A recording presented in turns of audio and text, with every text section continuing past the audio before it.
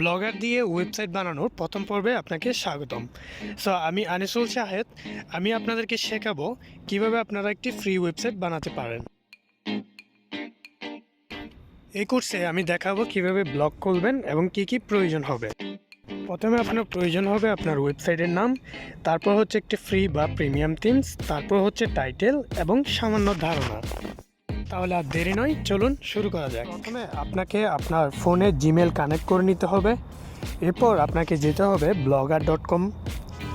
So blogger.com হচ্ছে আপনার একটা অ্যাডমিন প্যানেল। সো blogger.com-এ যাওয়ার পর যদি আপনার জিমেলটি নতুন হয় তাহলে এই ইন্টারফেসটা দেখাবে না। সো আমি এখানে একটা নিউ ব্লগ খুলে নিচ্ছি। সো আপনাকে এইরকম ইন্টারফেস দেখাবে। সো এখানে টাইটেল বলতে বোঝাচ্ছে আপনার ওয়েবসাইটের উপরে যেটা দেখাবে, যেমন কি এখানে ব্লগার পোস্ট লেখা আছে। সো এটা হচ্ছে ব্লগারের একটা টাইটেল, পোস্ট পেজের একটা টাইটেল। সো টাইটেল আমি এখানে দিয়ে দিচ্ছি আমার টিউন 24। সো এটা হচ্ছে আমার টাইটেল এবং আমি নেক্সট দিলাম। আর এখানে ইউআরএল বলতে বোঝাচ্ছে .blogspot.com। এটা হচ্ছে আপনার ডোমেইন, যেটা আপনাকে গুগল ফ্রিতে প্রোভাইড করবে।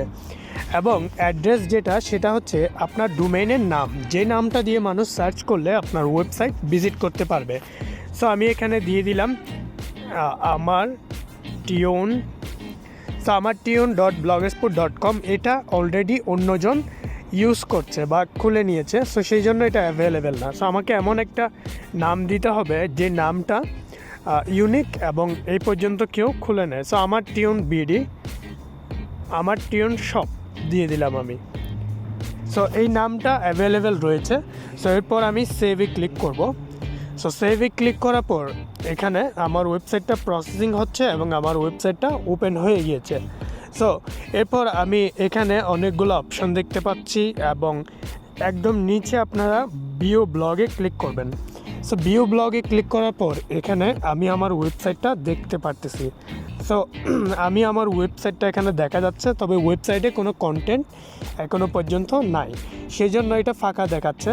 এবং আপনি যদি এখানে সার্চ করেন, আপনার ওয়েবসাইটটা যদি আপনি সার্চ করেন আমার টিউন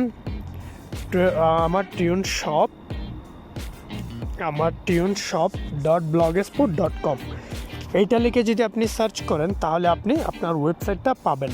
সো আশা করছি আপনারা একটা ব্লগ ওয়েবসাইট খুলতে পেরেছেন।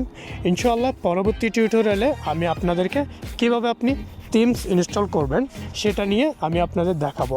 সেই পর্যন্ত ভালো থাকুন, সুস্থ থাকুন। দ্বিতীয় পর্ব দেখার আমন্ত্রণ রইল। ধন্যবাদ। আসসালামু আলাইকুম।